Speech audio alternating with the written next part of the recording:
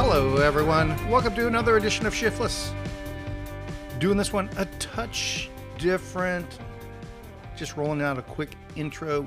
This is actually part 2 of episode 20. I guess that makes it episode 21.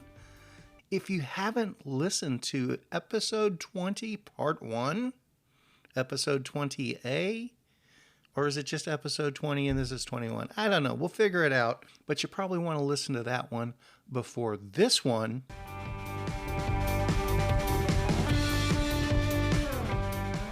I will say that one is somewhat of a sponsored pitch per se. We all know you've been in bed with Redshift. I've been a fan of Redshift since even pre-production days on that stem. Do you call them Redshift Ford? That's kind of funny. That's going to be a running joke. Everything's going to be a Ferd going forward if we're too fanboyish over it, right? Oh goodness, Gwenford. Oh, but so Redshift did send me those arc bike pedals as a demo pair. I saw a review on those. It may have been Burn Peak Express. He was talking about. He did those recently too. And he was talking about how they use magnets to hold everything in and. How easy it is to charge them and everything. Yeah, I'm interested. I want to see them in person too. So I will bring some out your way at some point. So then episode 7 has bike packing hit the tipping point, and we demonstrate how dumb we are regarding bike transmissions. And this is the episode where I talked about the Trojan horse. Brad. Wait, what are we talking about? My bad. I feel really bad about that. You shouldn't. I know, but I do. You should not feel. You should not feel Brad about it. But I do. I do. Well, I bet there's a bunch of people that are hearing this episode that don't recall that either, and so now we're reminding them. I'm gonna have to go back. Go back to episode 7. Yeah, I'm gonna have to go back and hear listen how to it. stupid we were then. We're still stupid about the transmission, but going back to episodes, and I think we've probably mentioned it in every episode since then. And man, I'm still enthralled with it. I'm absolutely fascinated by it. And SRAM, you can call me Kevford. Yeah. And back to the most recent Burn Peak Express when he did that, he said exactly what I said in one of the episodes too. He said, "How is Shimano going to respond to this?" Yes. And I was like, "No, boy, that's what I'm talking." So everything he touched on was what we touched on in this episode. I need to go back and listen to the episode. You really do. Maybe he stole from us. Could be. Yeah. I mean, because rule of threes. Man, so many callbacks. So, but along those lines, and that's what actually it was that Burn Peak talk where he talked about the transmission. It's like, we need to rehash this because not everybody even knows that we talked about this stuff in the past. Obviously, even Brad doesn't know. Wait, what were we just talking about? And the transmission itself, I'm starting to go the other way in a way. I'm fascinated by it, and if one were to show up on my doorstep, I would install it and I'd try it out. No ifs, ands, or buts about it. I'm going the other way of I don't think I'm going to invest in one right now. I think I'm going to actually let it go through a couple years cycle and see what it develops. But I want to see where Shimano goes. I'm really fascinated by That's been my fascination since day one. That was like, as soon as I saw that come out, my first thought was, holy shit, what is Shimano going to do now? Like, I think I mentioned this too. Like, did Shimano see this coming? Surely someone at Shimano realized that when they released that free to use for everybody on, when SRAM released that patent and said anybody can use this universal derailleur hanger, the UDH, that somebody at Shimano was intelligent enough to go, they're going to backdoor this shit. Well, and I could be wrong. Mm-hmm. I'm pretty sure somewhere along the way, I heard, read, saw a video that Shimano, the old Saint stuff. Shimano had basically done attempted the same approach. Yeah, I forgot about Saint. That was their downhill specific stuff. Right. Yeah. So they tried to do it on the D8 side. Yeah. Is my understanding. Uh-huh. So basically they went proprietary with some sort of derailleur hanger, clamp on something on the Saint side. And so obviously, since Shimano had tried that approach themselves in the past, when SRAM went that direction, sure, they knew exactly what the intent was at that point. Well, that brings up a very valid point, because I think Saint was around in that same era, around 2016. And that's when... That was towards the end of Saint. Yeah, but I'm saying that's when SRAM released that universal derailleur hanger. Basically, I think when Saint was done, yeah, that's when SRAM's... I'm wondering if that was their answer to Shimano, and Shimano kind of went, we're done with this. We've kind of hit the end. And SRAM said, see what you're trying to do, but we're going to actually do it. Maybe. You know? Yeah, it's just interesting to me. You can definitely learn from your competitors' mistakes. There's no ifs, ands, or buts about that. But episode 8, and this was a game changer for us, I think. Mr. Tim Nipper, Expert Edition with Tour Divide veteran and cycling badass. Yeah, Tim Nipper, and just a genuinely sweet dude. Man, he's at the top of my list of peoples. He's a sweetheart. I'd even call him Timford. Every chance I got. Hopefully Zoe doesn't take that the wrong way. No, he's a tremendous guy. I miss him, but I'm happy for him. I am too. I would love for him to still be in our neck of the woods, but he's where he belongs. Yeah, and he doesn't deal with the heat very well. Very true. Yeah. But I think I told you before. Both of us utilize the Tups freezer one ride. But anyway, episode 9, New Orleans chat, weather tools, saddle sores, and just David. I'll be honest with you, I don't remember a whole lot from this episode except talking about our buddy Dave Neves. Mr. Dave Neves. I saw a ride of his on Strava the other day. Really? Which I haven't seen in forever, and he was in Germany, I think. Like Belfast or somewhere. Well, Belfast is Ireland. Oh, my bad. I'm very geographically oriented. He was, I want to say it was Germany. I don't know. Hell, he wasn't in the Estado Unidos. Well, maybe that's why we haven't seen him. Maybe he's been an international traveler for a while now. That guy, nothing surprises me. Maybe he's riding his bike around the world. That would not surprise me, quite frankly. It's unbelievable. Well, when we're able to, we'll definitely have him on board to get caught up on stuff. The Netherlands. And before that, he was in Amsterdam. And then Roosendaal, Germany. So how long are these rides that you're seeing? Auguststadt, Germany. Lingentown, Germany. I mean, are these like 10-mile rides or 200-mile rides? Or so July 19th in Stolk, Germany, he did 81 miles.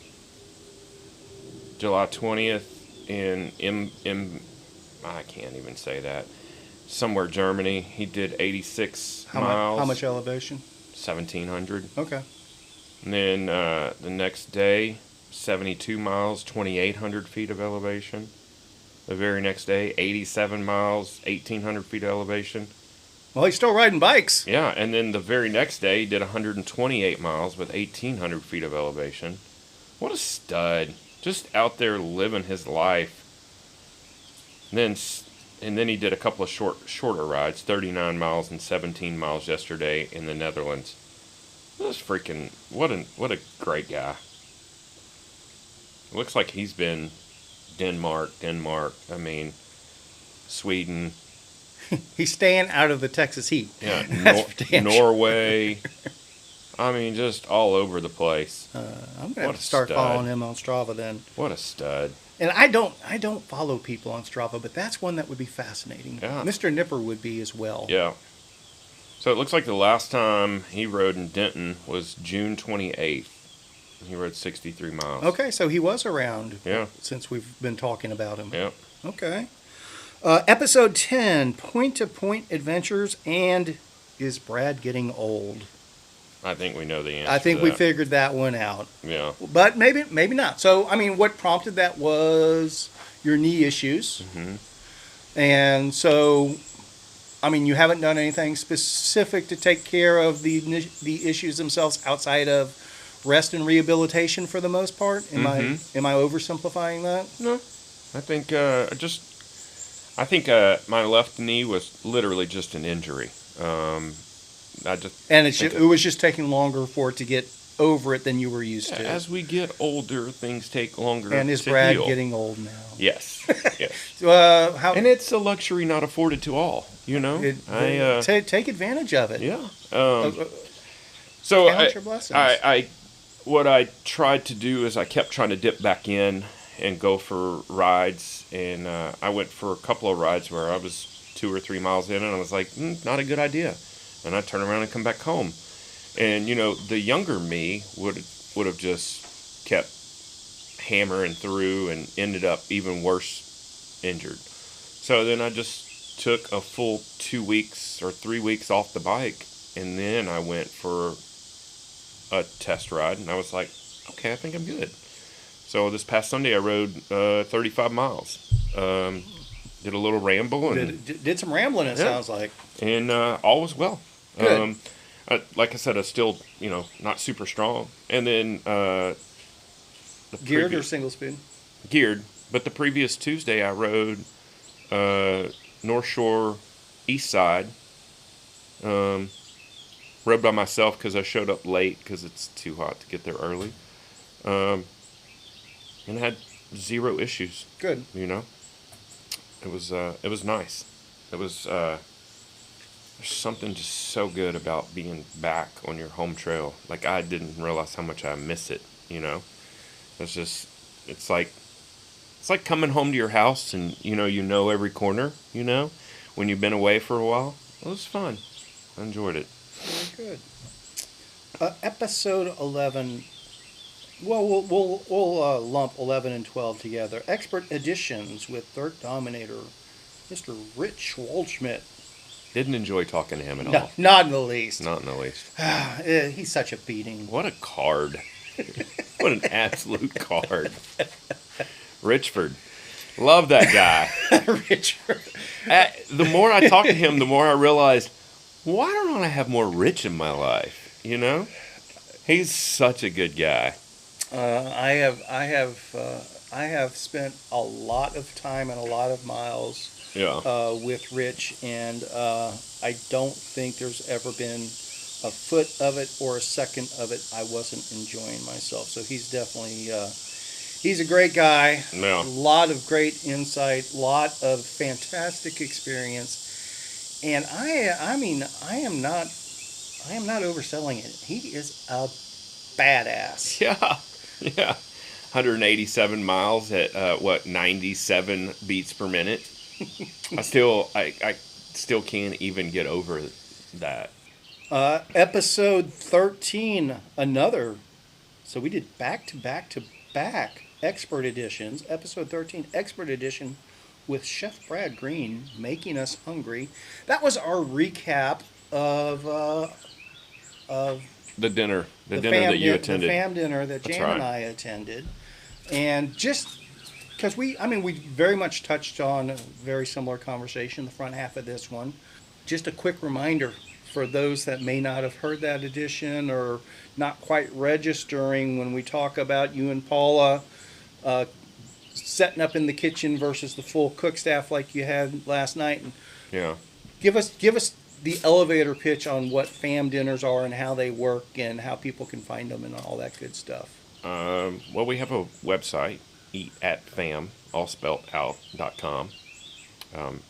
And then we host, typically twice a month, we host a 9-course tasting dinner, where we start with a crafted cocktail, homemade cocktail, a small charcuterie board. Who would have thought that small was the word I was going to mess up there? And then we go into 9 courses. Everything's made from scratch. And it's a secret menu, so you don't know what you're having until you get here. I think it's part of the fun. We also serve homemade breads and homemade butter, and it's everybody that's ever been, I think, has had a fantastic time, and we have plenty of repeat customers. So it was absolutely amazing. If anybody was listening to the first part of this and go, man, that really sounds cool, I'd like to do something like that, you want the full-blown fam experience. If you need to get more up to speed with it, revisit episode 13.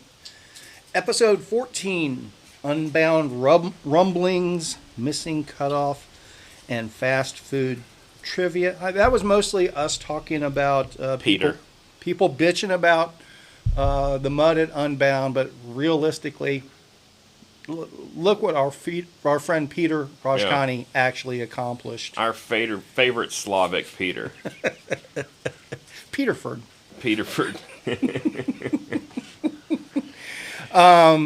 But that was also led into the next episode where we actually talked to Caleb, who was recently back from Unbound. Yep. Episode 15, Expert Edition with Unbound gets unwound by a first-timer, our friend Caleb. Yes. But it was his first trip to Unbound. Yep. It was super interesting to get his perceptions of... Especially after all the grumblings. Yes. Yeah. Yes. And I loved his perspective, as a matter of fact. I mean, obviously, him and I ride together. Well, Calebford, so... Yeah. Oh, dude, don't even get me started on how much I love that guy. Yeah. But I just loved how he basically reverberated the same thing I was thinking and everything. I mean, we're obviously on the same page and been through a lot of shit together.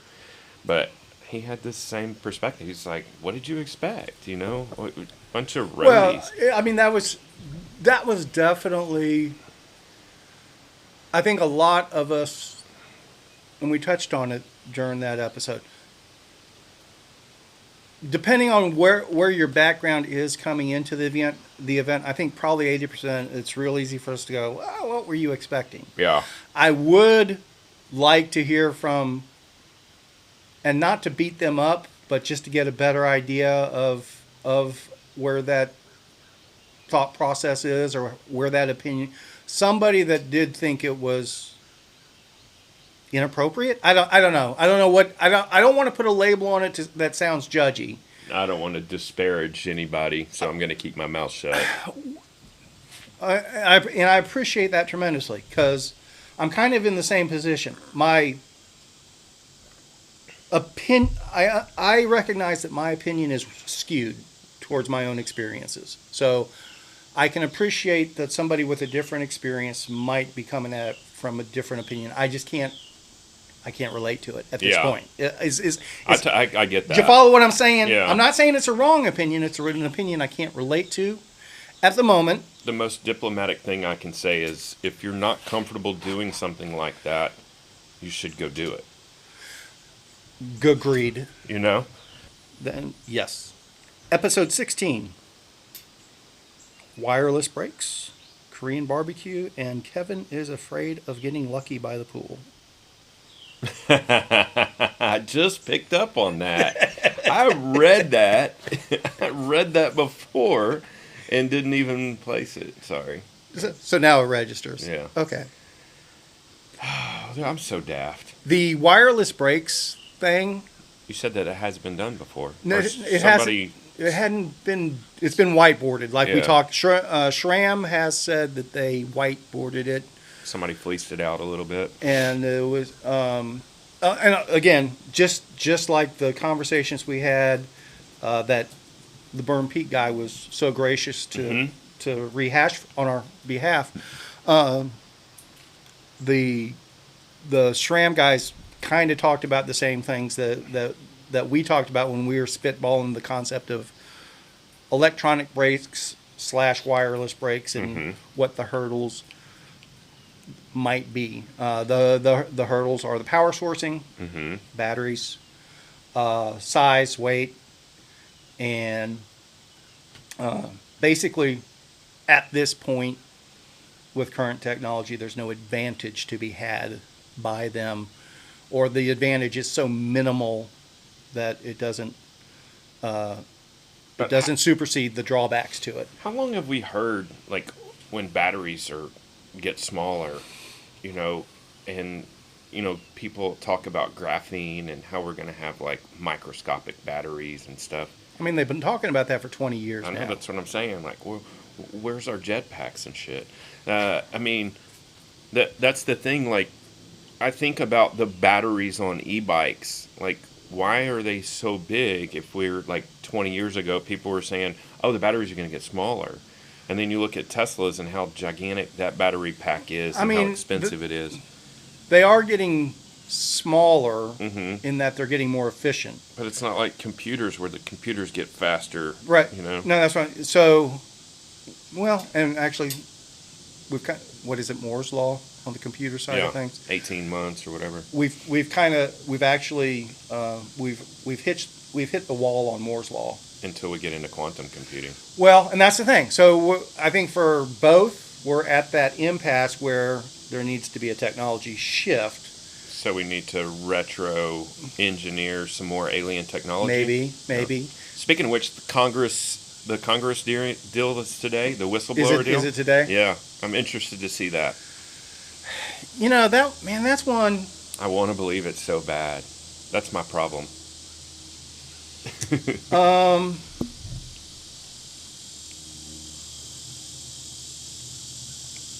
That could be a whole nother episode that could be a whole other podcast series all to itself. Speaking of which, I can't recommend UFO Rabbit Hole podcast enough.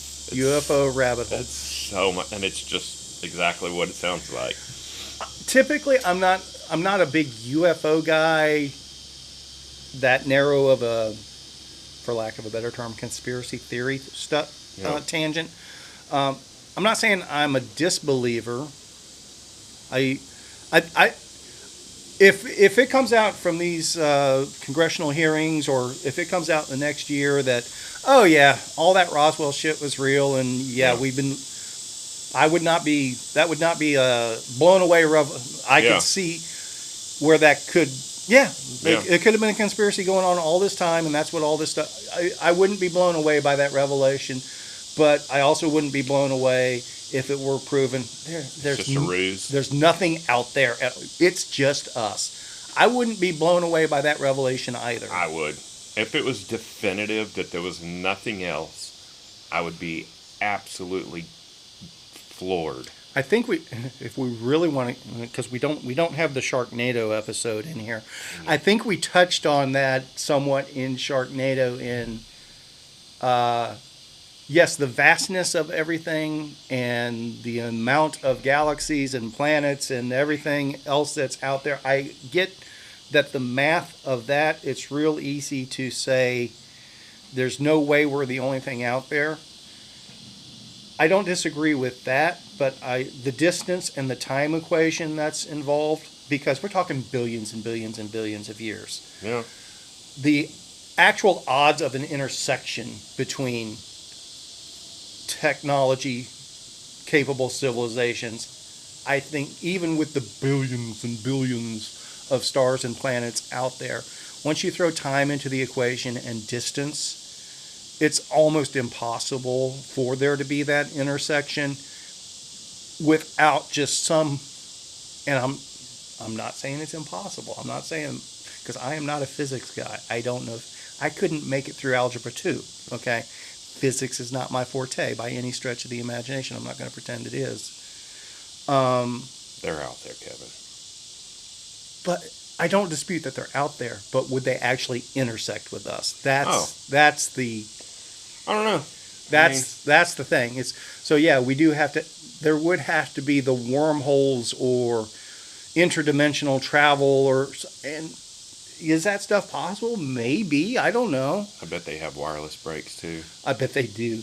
And maybe wireless brakes is what takes technology over the top for everything. I think once we break through that, we probably get time travel locked down, and I mean, quantum computing, wireless brakes, we're off to We're the there. races. Smaller batteries. Smaller batteries. I'm going to submit my patent tomorrow.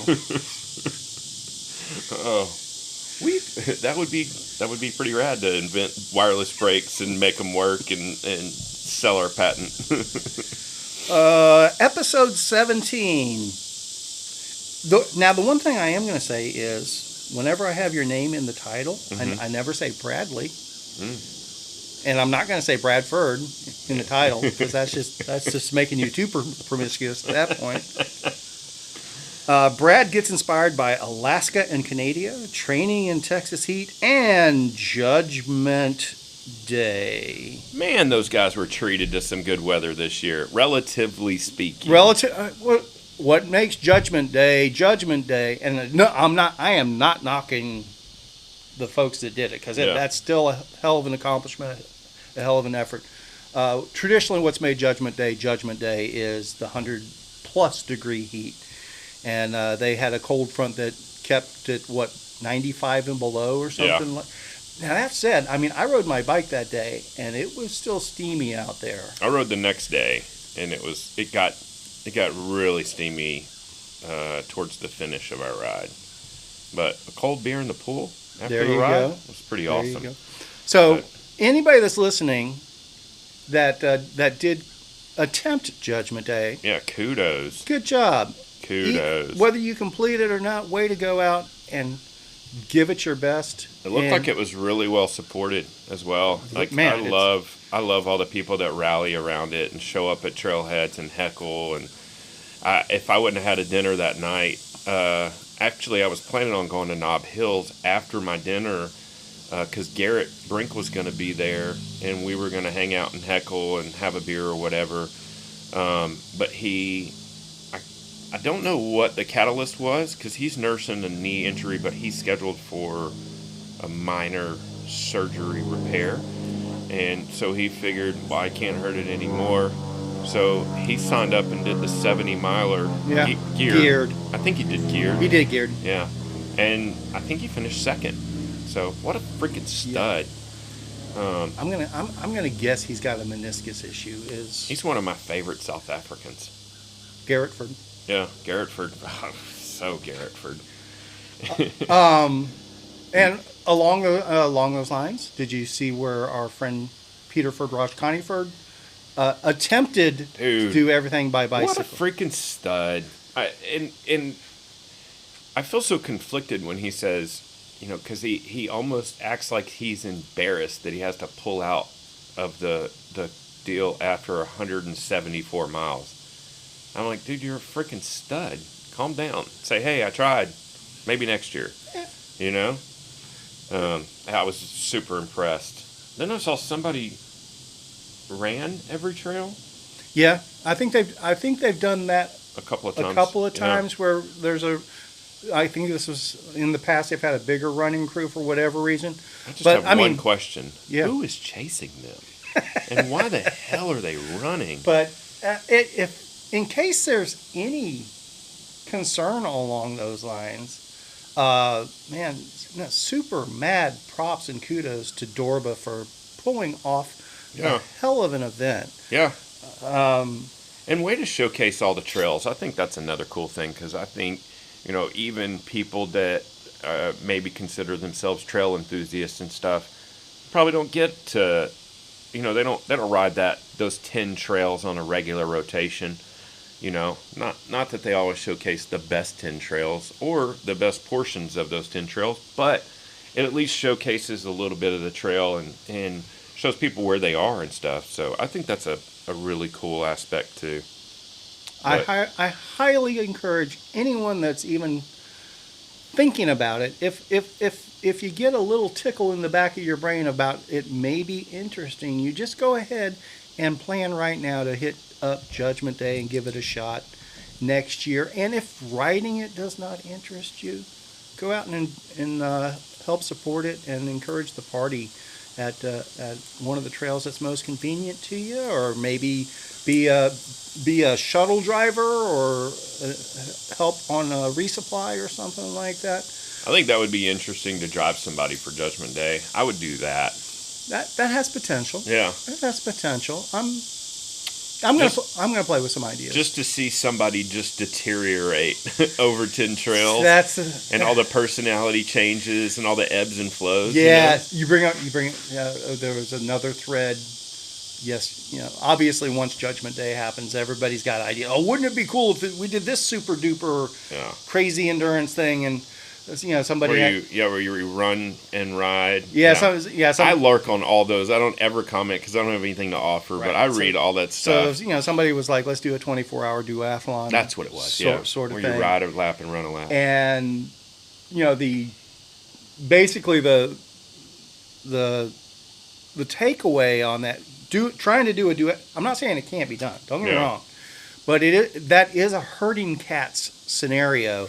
Trying to combine runners and bike riders in the same trail, going through the same finish line, having the same neutral area, or just the overlap. It'll work fine for 6 hours. But that's a carnival barker that has never put on an event. No, I wasn't trying to take it that way. It's something somebody didn't think about, and even the carnival barkers that have if you haven't put on a 24-hour event, you really don't know what you're getting. And my guess is Foster will agree with me in that you get into hour 15 of that scenario. Because at that point the participants, the ones that are still going, they're doing the Peter thing. They're just so focused on following their foot or the next pedal. There is the only way you can keep going is one pedal stroke at a time at that point. And trying to make your brain work does not work. So anything that complicates it on the trail through the finish area. Am I running or riding? Right. Yeah. It's like that makes me. I keep wanting. We have not mentioned this the entire podcast, all of our podcasts, but the Barkley Marathons, is that still a thing, or did it get exposed too much and kind of die off? I believe it's still a thing. I'm pretty sure I saw updates from this year's edition of it. Because that goes on for what? What's the hour cap on that? I thought it was 24. It's no more than 48. I know that. I want to say it was 50 hours, though, isn't it? I don't know. I need to look at it again. Because I'm just wondering, because I'd never thought about from the promoter's aspect. That guy has to. He's the one, at least in the. He's just sitting around smoking cigarettes, drinking coffee. I understand, but in the documentary, he's the one that checks their pages when they come in. So, they have somebody coming in, in 10, 20, 30, 45-minute intervals, and he's got to be there smoking a cigarette, checking their pages over the course of whatever. Well, in the past, I'm sure it's different now. In the past, there used to really only be one or two people to worry about. Well, in the documentary I watched, which was based on 16 or 18, somewhere in that range, maybe even before that. It was before that. It was prior to 15, if I remember correctly. There was 20-something people there running. To start. But very high attrition. Very high attrition. So, you make it through that first attrition wave, and it was down to 6 people. Yeah. And then it was down to 1 or 2. That's true. That's true. So, he gets through the first 12 to 24 hours, then it's he can sleep and I see a light coming sort of thing. Yeah, that's fair. I just hadn't thought about that aspect. I've always thought about from the competitor's aspect when I watched that documentary, because I've watched it twice, because it's just there's so many intriguing factors. I love how he does the checkpoints with the page numbers, and I think that's super creative, super cool. I watched it once. I enjoyed it, but it was when it first came prior to 15, and so I remember very little detail about how everything was structured now. And their entry fee was a white button-up shirt. Something. Yeah, I think it's so awesome. Something super grassroots along those lines. So anyway, sorry. Perfectly fine. And that rolls us into last week's edition, episode 19, Tour de France talk, more SRAM transmission. Yeah. So we talked about it a good bit last week. And like I said, I think we've mentioned it every episode since the first Jonas time. Vindigo, just annihilated. Killed everybody. And he looked like he could do another 21 stages. So this may be controversial, but I'm not scared. Drugs? How many of those guys are on drugs now? Are we living in another era where there's about to be a wave? I'm not going to say drugs. I'm going to say enhancements. Yeah. Because with technology and physiology and everything else that's out there now, it could still be chemically based. Don't get me wrong, and it could still be drugs. I'm not saying it's not. He put 1 minute and 38 seconds on the number 2 guy in the entire tour in that time trial, and he's not even a time trialist. So, explain me. So, his Macaulay Culkin looking ass. I am not going to say anything about any individual because No. I'm not. I'm just talking about the tour in general. Yeah. Let's talk. Let's talk about it from a statistical perspective. So, in the grand drug era of the 90s and aughts,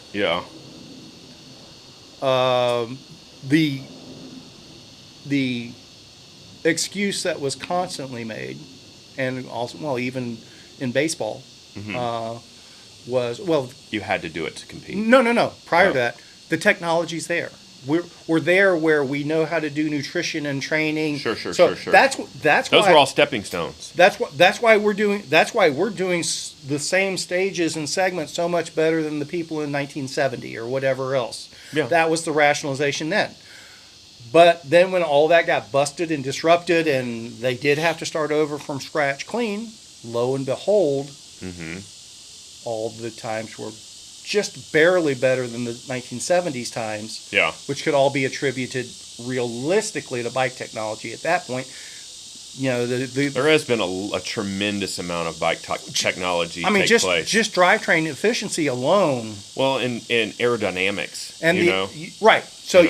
So weight. So, and that's what I'm saying. Yeah. So the stage time differences and the speed differences and everything, even though they were a little bit higher than the 1970s, it was directly attributable to aerodynamic efficiency, drivetrain efficiency, not a stronger rider per se. And modern training programs and hydration and better understanding of nutrition. So again, it's all incremental gains. Incremental gains at that point. But now all of a sudden we're back to, whoa, we've blown it out of the water. Right. And their excuse is, well, the technology's gotten there, the training's gotten there, the nutrition's got.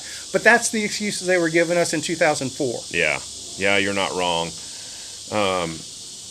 That's why I asked at the very forefront of this, like, are we on the wave of another bust? From my perspective, from an Occam's razor perspective, the answer is yes. There is enhancement involved somehow or another. So forgive my ignorance, like you always do so graciously. When I win a stage of the tour and I pee in the cup, they take an A sample and a B sample. Is that correct? That's what they used to do. I don't know what the process is now. They test one immediately, and they hold one as a control, as a future test. When I say a control, as if the A gets tainted, then they can utilize the B. Or if it's disputed, or if there's an appeal, or if it needs to be.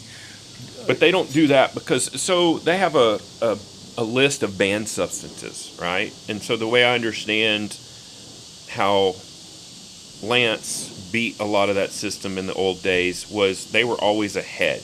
Like, if they weren't testing for this, they were taking this.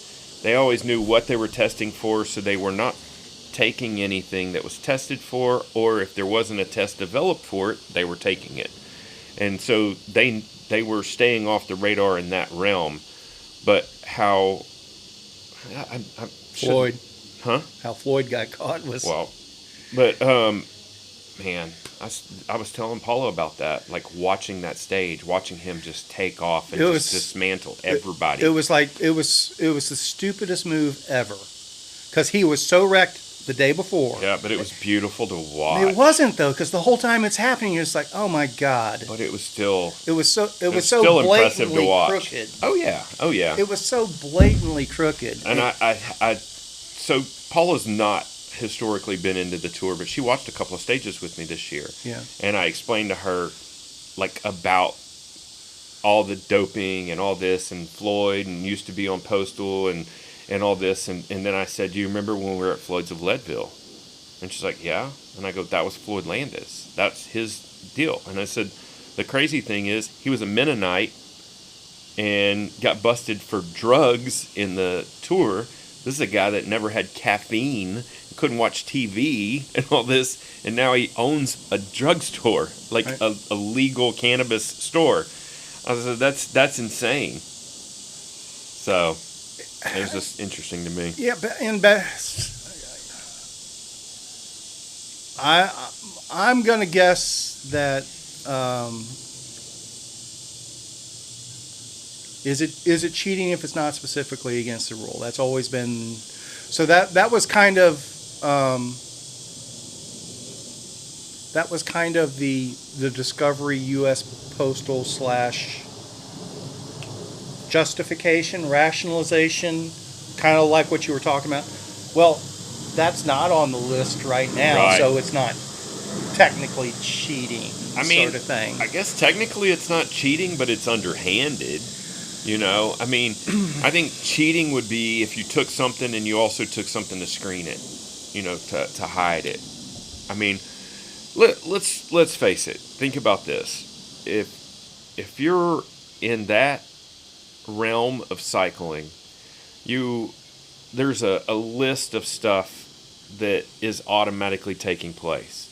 Whether you're training X number of hours a week, you're doing protein, you're doing, every supplement you can possibly take. You're doing proper recovery. You're probably, you're hydrating, whether that includes IVs or whatever. There's just this list of stuff that it's just a given. Sure. Right? Sure. And so when you think about naturally talented athletes that are in that mindset, that do everything they possibly can, and then all of a sudden, they're on that world level and they're still mid-pack. They're looking at the guys that finish above them going, what are these guys doing that I'm not? So if you have aspirations to stand on that podium at the tour, you're going to be doing everything you can. I don't dispute that at all. Yeah. I don't dispute if the top half of the I'm field... not condoning it for the record. Right. I'm just saying, from any aspect of life, any profession, mm-hmm. if you're in a corporate environment, and I can speak to this from personal experience, if you're in a corporate environment where technically things are against the rules, mm-hmm. but what gets people promoted, there's no way to accomplish that without breaking those rules. Yeah. And the people that set those rules know it's like there is no way that this person is going to sell X number of widgets. Yeah. Without incentivizing, doing some sort of shady stuff. Yeah. It's physically impossible Yeah. to call that many people and knock on that many doors to sell as many widgets. But this person sold 200 widgets when math says there's no way they should be able to sell more than 100. Right. Well, let's give that guy the sales manager job because he knows how to sell 200 widgets. Yeah. That all of society works that way. So, for people to be super judgmental about some mid-pack Tour de France rider that wants to be at the front of the pack, doing what everyone else at the front of the pack, well, if you're going to blast that guy for doing that, are you blasting yourself for cutting the corners at work so you can advance your position there? Yeah. I'm not saying good, bad, or indifferent. I'm not either. I'm saying that's the way society works in general. I think it's a chicken and egg scenario, right? Like somebody has to dip their toe in there and be the person that everybody else is striving to be. I'm sure it happens, and I'm sure it has happened, where there's scenarios where the strongest person is on everything legal and not even doing anything underhanded, and people have to take PEDs in order to beat that person. But I think more than likely the scenario is... That's why I'm saying it's chicken egg. I don't think... I'll be honest with you. I don't think so, to be honest with you. I'm saying that's the least likely scenario. That's an extremely unlikely... But, I mean, that was the big excuse for the Lance apologists for years. It's like, oh, no, because he had those cancer treatments that just made his blood oxygenation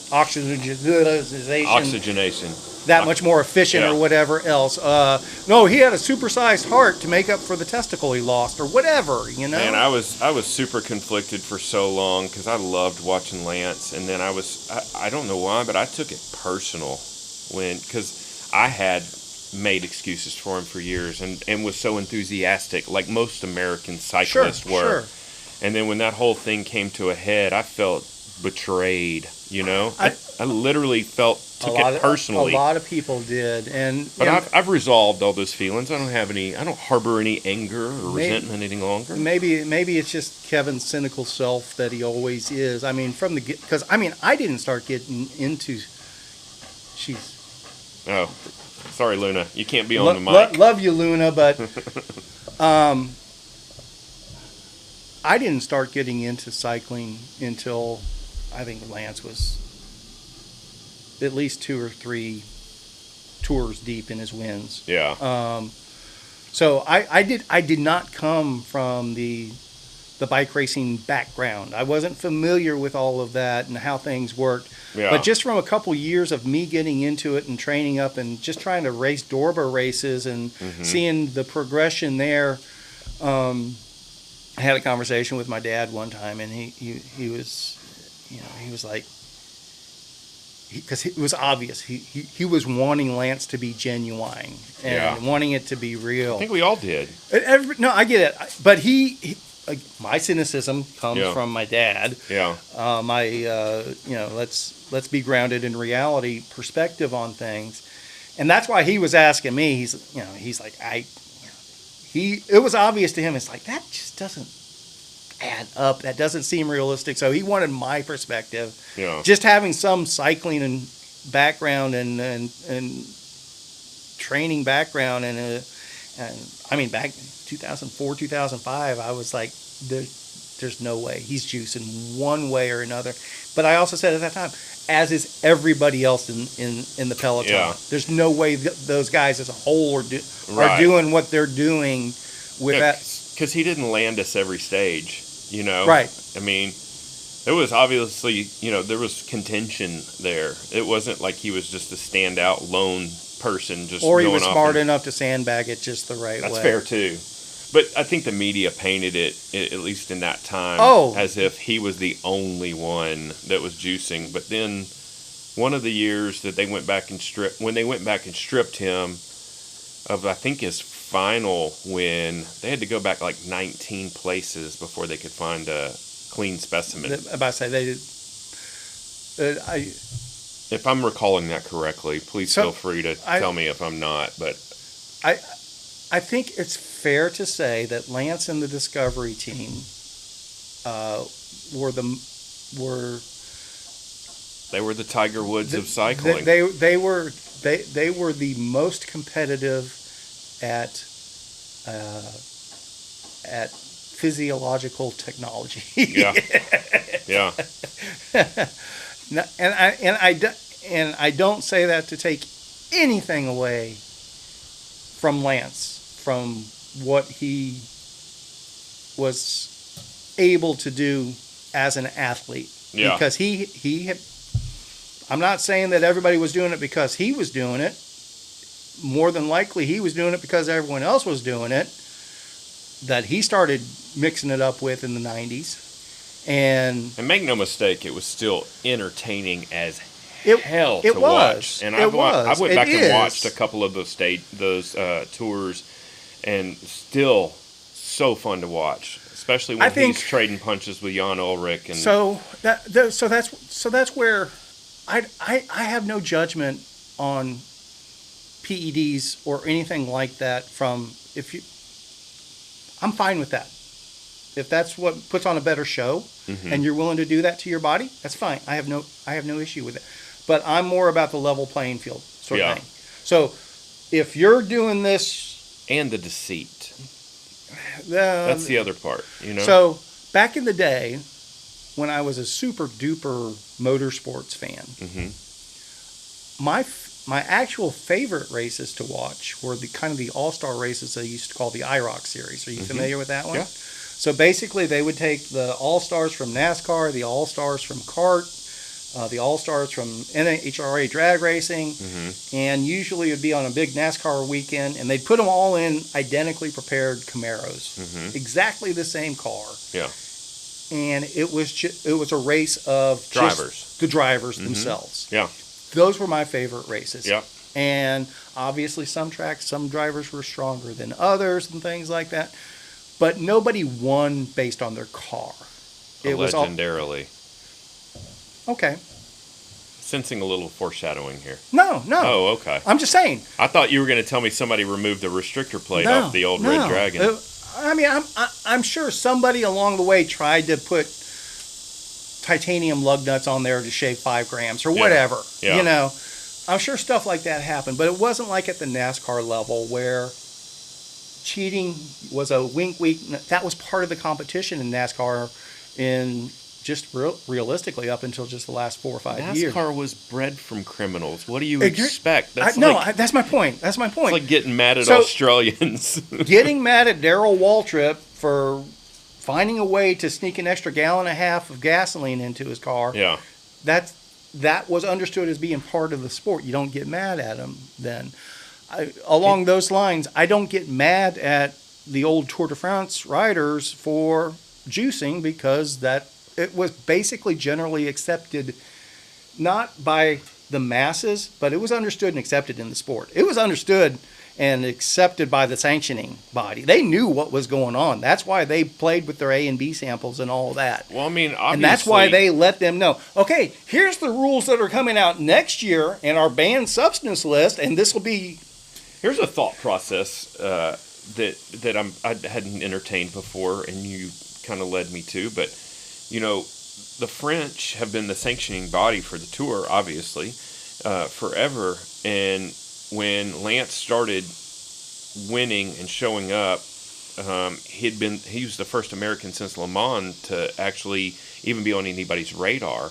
But with cycling be a lot more prominent at that point, they probably turned a blind eye at first, and then he got too blatant about it because they were the ones that were like, we're gonna nail you to the cross. My perception was, and that's all it is. Yeah. So this is just a throwing it out of my ass opinion. Yeah.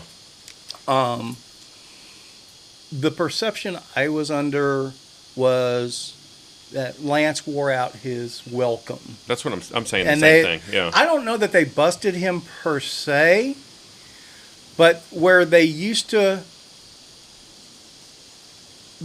I don't know where the line was. Yeah. I don't know where the line was. I don't think he knew where the line was either. No, where I say the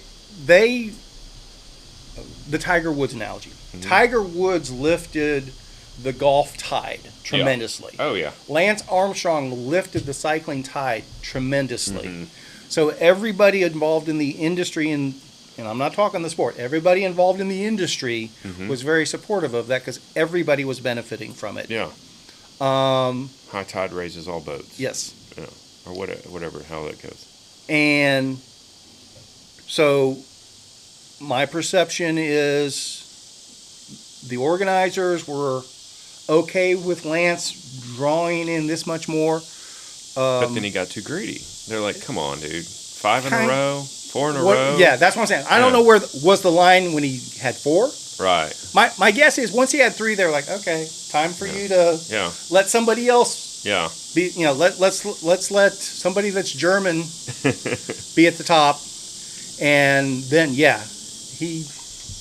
but he wouldn't be Lance if he weren't that focused on being number one. sort of thing. So if he wasn't so dominant, possibly it could have went on longer. I think we would still be in the midst of it. I hadn't entertained that thought process before, but it seems very, very valid. But it was still so fun to watch. I mean, in I think along with a lot of other Americans, I was at least self-delusional. Along those lines, because where we started this tangent, we're so good at tangents.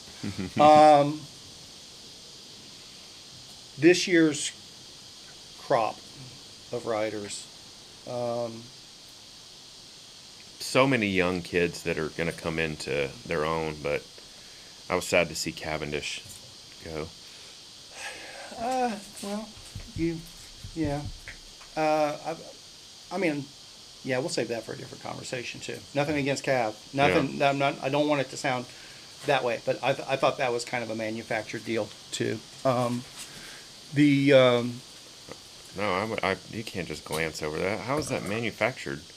He wrecked and broke his collarbone. No, that part wasn't manufactured. Oh. The manufactured part was him being in this year's tour and the hype around him getting that one more stage win. And he barely got nosed out on whatever stage it was. I don't dispute that. I think the main takeaway is you don't fuck with the Mercs. I think Eddie said, you know what? You're going to see what the tarmac feels like. Ding. And so that was one of the things that, and this is why I didn't want to go down this tangent, but now we're going there. So I was concerned that Cavendish was going to get the record just from a ratings perspective, from a feel-good perspective, where basically at some point when it was a stage, it didn't really matter. Oh, you thought that the field was going to relent just to... Or whoever was in the sprint, if it was down to 3 guys for the sprint, and 2 of them had already won a stage, all right, let the old man get this one and get his record. I would have... That would have been really... I would have not enjoyed seeing that. It wouldn't have been obvious, though. Yeah. It would have looked like it was a close finish. They're pros. They know how to make that thing. Trust me. Very well, his second place might have been close to that much playing, too. It may not have really been that close, sort of thing. Might have been... who was it that won that stage? I can't even remember. Was that... I can't remember now. Is it Pedersen? No, he was. I can't remember. I can't remember who it was either. But anyway, we both remember the finish. Yeah. We both remember. But was it really that close, or did that guy know he had the gap enough? And Cavendish just went too early. He got greedy. Did he go too early because it was? And that's what I'm saying. No, he went too early. He went too early, yes, because he knew that was his only chance to pull it off. Oh, no, there were plenty of sprint stages left. I think he was just trying to get it so he could relax. Yeah. Again, he probably knew he wasn't strong enough to beat those guys in a traditional sprint. He had to try to get a jump on a particular sprint. Still one of the best sprinters in the pack. Sure. Top 5. Sure, but that's not top 1. No. But you just have to be in the right place at the right time. He got screwed on a couple of attempts where he got pinned, and then there was. See, you're buying into the conspiracy, man. You're buying into it was all set up. He wasn't really that strong. They wanted that storyline. Oh, I don't know. They wanted that. They needed that. Next thing you're going to tell me is wrestling's not real. I don't know. I mean, I'm glad that he wasn't just handed a stage. I think that would have sucked. I understand that. I think if he hadn't broken his collarbone, there's a good chance he would have been handed a stage. Is what I'm saying. I think there's a really good chance of it. I don't know about. They would have loved to have stretched that story out through. They wouldn't have been able to make it to 20 stages. Yeah, but maybe 17, 18. I think one of those still set up for a traditional sprint, and they would have loved to have stretched that storyline out to, is this the one that Cavendish can finally da da da da da da da da da. Oh, they were definitely playing it. Oh, they were playing. But the interesting thing too is that Cavendish announced before the tour ever started that this was his final tour. I understand that. That's my point. That's all part, and that was my point. Of it's actually surprising he got into the tour. He should. He won 2 stages last year, didn't he? He didn't have a team until 3 weeks before the tour. Yeah, but didn't he win 2 stages last year? I don't know that. You're gonna make me look because I didn't watch last year's at all. I thought he was an also ran last year, but I didn't watch last year's at all. Can't remember why. Something was in the mix that I didn't see any of the tour last year, and which I think was the only year I haven't watched any of it.